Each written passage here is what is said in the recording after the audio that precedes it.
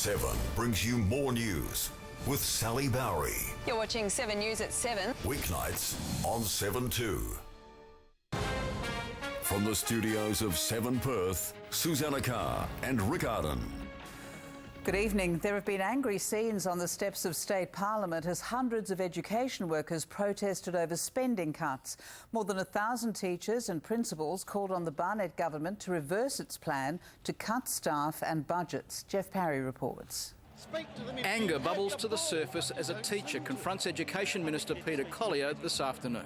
I think we're sick and tired of getting politicians talking governments. Do you mind not grabbing me? Do you mind just being there to the side, please? They're not regarded as the state's most radical workers, but 1,000 teachers and school principals turned out in the rain, angry that the Barnett government is cutting school funding.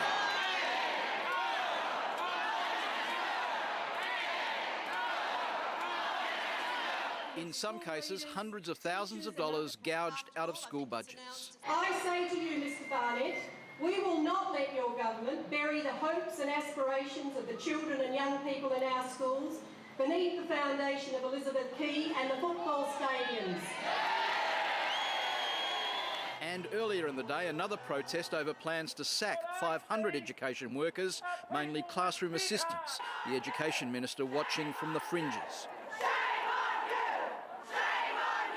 At times, the rain bucketed down, but 500 education workers stuck it out. It does not stop here. Is that right? This is not a reform, this is a cut.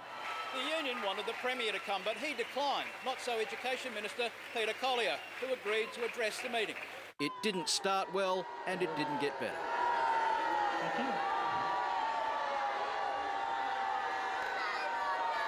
His message that job losses are necessary reforms, lost. The union has promised a long industrial campaign. Geof Parry, 7. 7 News, the pulse of Perth.